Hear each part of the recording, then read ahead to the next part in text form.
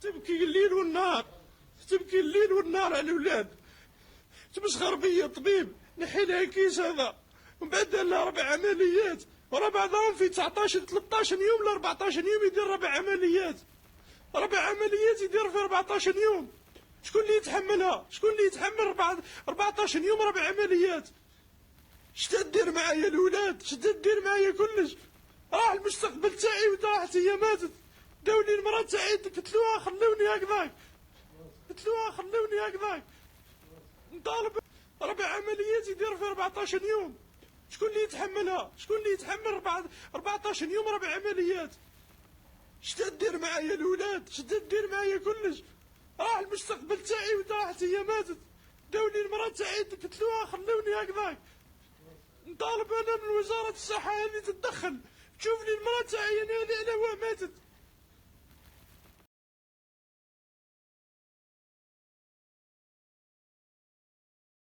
أخينا كانت عندي المرأة مريضة، شغل ميش مريضة، عندها كيس في المبيض الأيمن. عمونا ندوي فيها بالدواء، ومن بعد بعثوني لعند هاد الطبيبة هذه اللي في سطيف. لقيت رومبلاسو هذه زوجة الجراح هذا اللي صار لي مشكل معاه. عطاتها دواء 3 شهور وهي تاكل فيه، دواء جاسمين هذا ما نفعش. كي قلبت المرأة تاعي اللي عند الطبيبة هذه اللي بعثوني هذا، لقيت رومبلاسو هذه الطبيبة هذه. شافت لها، درت لها الراديو وشافت لها الكيس تاعها، قال لها الحجم تاعو، قالت لها الحجم تاعو زاد شوي، كان 4.1 مليمتر ولا 4.50 مليمتر. قلت لها لازم العملية. عطاتها دواء وقالت لها روحي كي تحبي ديري العملية عيطيلي. جات هي جبتها روحت وتاكل في الدواء. للسبت العشية عيطت لها انا، قلت لها نديرو العملية. قالت لي فوالا كيفاه، جيبها للمصحة الفلانية في البلاصة في ليميل ونديروا لها العمليه. ما قالتليش الجراح هذا شكون اللي راح يدير لها، قالت لي عندي طبيب مليح يدير الجراحه. تفاهمنا بالحد غدوه على 8 تجي ديها لها. ديتها لها بالحد على 8. لحقنا الخمس قعدنا نستناو شويه، من بعد جات هذه الطبيبه هذه هضرت معايا، قلت لها سقسيتها الكيس هذا خطير مش خطير، يسالك ما يصرا مضاعفات منه؟ قالت لي ما يصرا والو، حاجه ما تصرا، كلش مليح. راني شفتو تستيتو درت تحاليل، مع العلم هي ما درتش تحاليل الخارج، درت غير تحاليل اللي في المصحة هذه. طلعوها، جات طلعوها طول، مع العلم باللي الجراح هذا ما شفتوش طول وما تكلمش معايا. طلعوها 4 سوايع، هي الفوق تستنى 4 سوايع، حنا نستناو ساعتين. هذو قاو الاكسجين يخصهم في المصحة هذه، ساعتين وهي تستنى في الاكسجين هذا. زاد دخلت للبلوك بعد دير العملية لقاعة العمليات، ساعتين ثاني وهي تستنى في قاعة العمليات. داروا لها العملية، طلبت ساعتين بخرجوها. كي كملوا العملية خرجوا لتحت. جات هذه طبيبة قالت لي، سقسيت على الحالة تاعها العملية كيفاه صرات، كيما ما قالت لي مليحة ولاباس بها وكلش صرا على الطبيعة تاعو وكلش مليح. دخلت كي الزوجة تاعي ماشي نقولوا حالة تاعها مليحة وماشي الحالة تاعها ماشي مليحة، شغل مع الانستيزي والامورات هذيك مازالت شوية ديخانة. الغدوة وليت لعندها، قلت المرأة ولات سخانة طلع لها العرق عليها، ظهرها توجع. نعيط للطبيبة نقول لها كيفاه، تقول لي لي غاز، ولا يقولوا لي غير لي غاز راهم يخرجوا لي غاز وتصراح. ناريش بعد غدوة 3 زيد جيت لقيت المرأة الحالة تاع المرأة تاعي زاد دهورت بزاف. عيطت للطبيبة قلت لها كيفاه، سقساتني ما خرجوها لي غاز. هما خرجوا شوية لي غاز للمرأة تاعي، قلت لي لا خرجوها لي غاز خرجوها. كي جينا خرجوها لقينا تيو مازال في كرشها. عاودت عيطت للطبيبه قلت لها لا تيو هذا كيفاه اللي في كرشها كيفاه نديروا له؟ قالت لك نحيه. جبدته الفرمليه من كرشها، كي جبدته ساح الماء، ساعه ونص هو يسيح الماء من كرشها. جا واحد سوريجيا من المصحه هذيك شافها قال عصروها، ساعه ونص هما يعصروا فيها. كي زاد نشف الماء وجا سوريجيا شافها قال لي مليحه. خرجوها، جبتها روحت لنا للدار. من 3 وهي تعاني للجمعة، ظهرها توجع، الماء يمشي في كرشها. من بعد عيطنا للطبيب قلنا له الحاله تاعها كيفاه، قال لك جيبها لي طول المصحة هذه الماترنيتي من ام الطفل في الباز. كي لحقنا ثم لقيناهم يستقبلوا فينا، ثم لقينا هذه الطبيبه ولقينا هذا الجراح ثم يستقبلوا فينا. افير 20 دقيقه ملي دخلها طلعها طول يدخلها البلوك بعد يدير لها العمليه. دخلها البلوك وفتحها، كي كمل العمليه وخرج وسقسينا على الحاله تاعها كيفاه، قال لك انا فتحتها ولقيت الماء في كرشها ولقيت القيح في كرشها. كي لقيت القيح في كرشها اني غسلتها ب20 شكاره سيروم وسكرتها على ربي ان شاء الله هي ترتاح. بعد الليله هذيك الغدوه كي وليت للزوجه تاعي لقيتها مازالت الحاله تاعها كيما راهي، سخانه تطلع، ظهرها يوجع، ما يجي في حاله يعني تاع تتحسن، كل ما تزيد الحاله تاعها عليها. من ثم هي تعاني بالجمعه حتى الخميس زاد خرج لها الفضلات من تاع بنادم من الكرش تاعها. كي خرجوا الفضلات قال لك لازم ندخلها ونشوف واش كاين، هذا الفضلات هذو على خرجوا. معليش دخلها العمليه وعارضته، مع العلم عارضته ما يديرلهاش هو العمليه، ما يديرلهاش كيما نقولوا هو بنفسه العمليه، يجيبوا سيرجيان ولا جراح اخر من السبيطار تاع سعدنا عبد النور ولا اي جراح يدير له هو.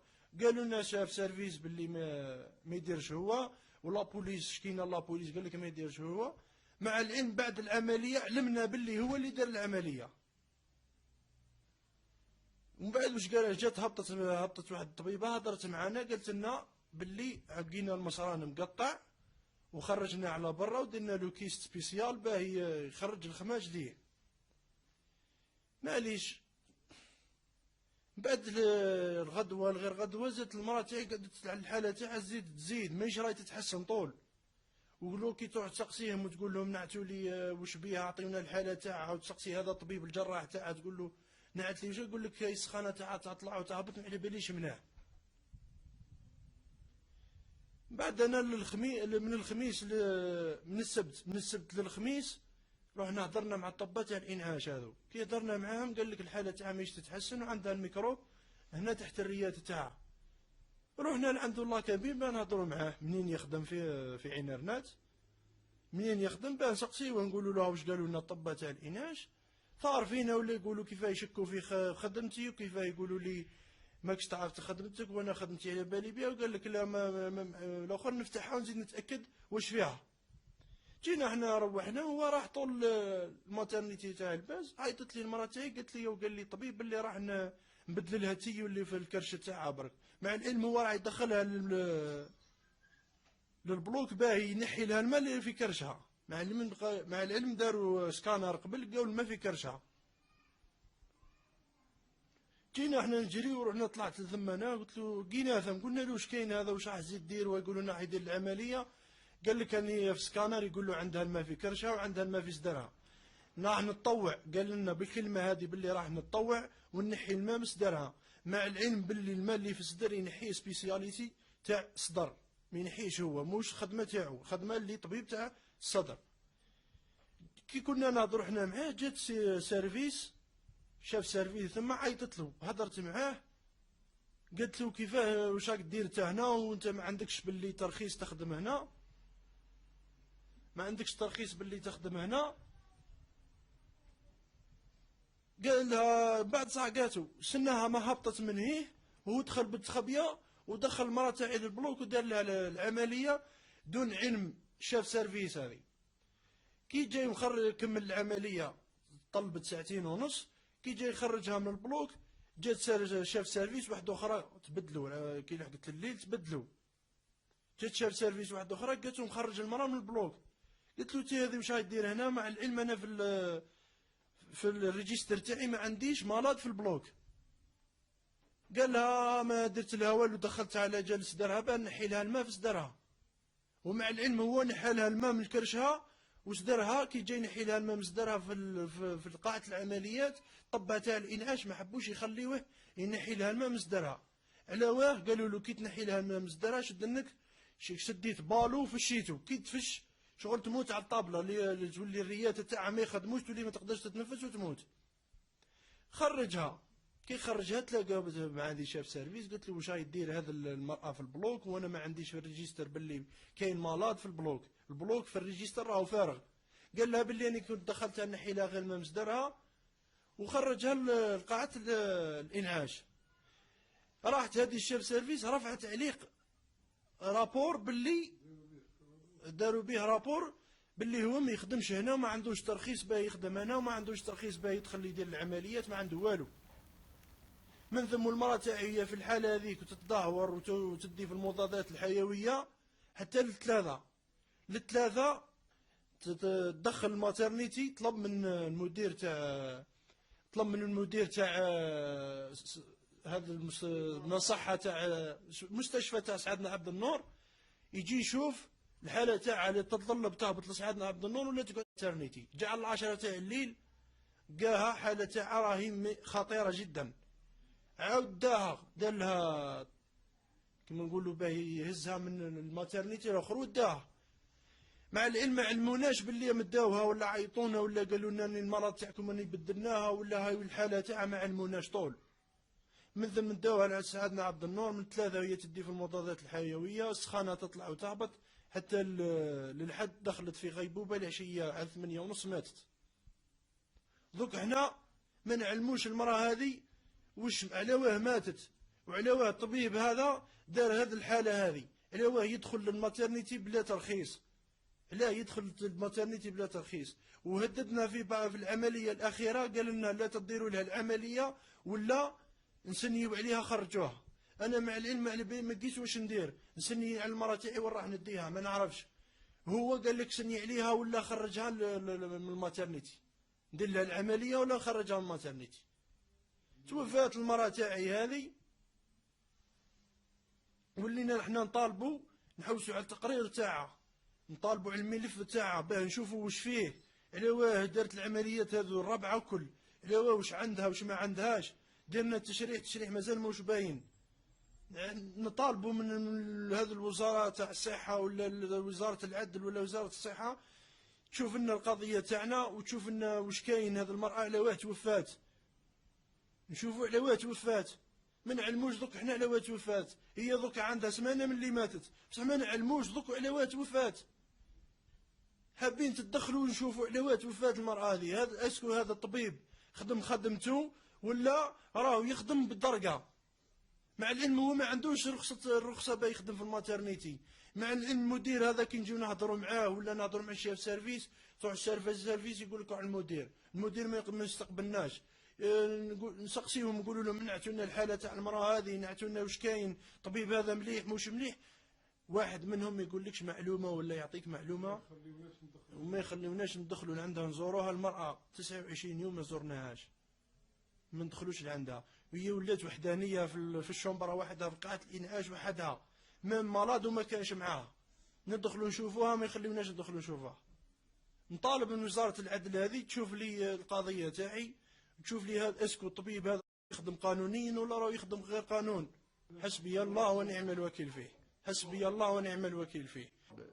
فور تلقينا هذه المعلومات من طرف السيد المدير العام للمركز الاستشفائي الجامعي، قمنا بإفادة لجنة المفتشين المتواجدين على مستوى مديرية الصحة والسكان إلى المركز، إلى المؤسسة الاستشفائية الأم والطفل بالباز، والتي بدورها قامت بإعطائنا كل المعلومات حول هذه القضية. ومنها تم استخلاص أن هذا الجراح العام وبتواطؤ مع زوجته التي هي طبيبة نساء والعاملة التي تقوم بأداء مناوبات على مستوى هذا المركز، لأن المكان الذي تعمل فيه ليس هذا المستشفى، وبتواطؤ منها أقول مكنته من الدخول إلى قاعة العمليات وإجراء عدة عمليات على هذه المتوفاة رحمها الله. بعد ذلك وكإجراءات تحفظية قمنا بتوقيف هذه الطبيبة عن النشاط، وقمنا بغلق عيادة هذا الطبيب الجراح كإجراء تحفظي، مع العلم أن السيد مدير المركز الاستشفائي الجامعي كان قد قدم قد رفع دعوى قضائية ضد كل من طبيب الجراح وزوجته. في الأخير يعني أكرر أن هذا السلوك لا يمثل إلا أصحابه، وإحنا ثقتنا كبيرة في الجيش الأبيض تاعنا، في الأطباء والأطقم الطبية والشبه الطبية التي ولمدة طويلة أثبتت وبكل جدارة أنها في المستوى المطلوب. ومجددا أحب أن أشكركم على حسن المشاهدة. إلى اللقاء أصدقائي في فيديو جديد. ومجددا أحب أن أشكركم على حسن المشاهدة. إلى اللقاء أصدقائي في فيديو جديد.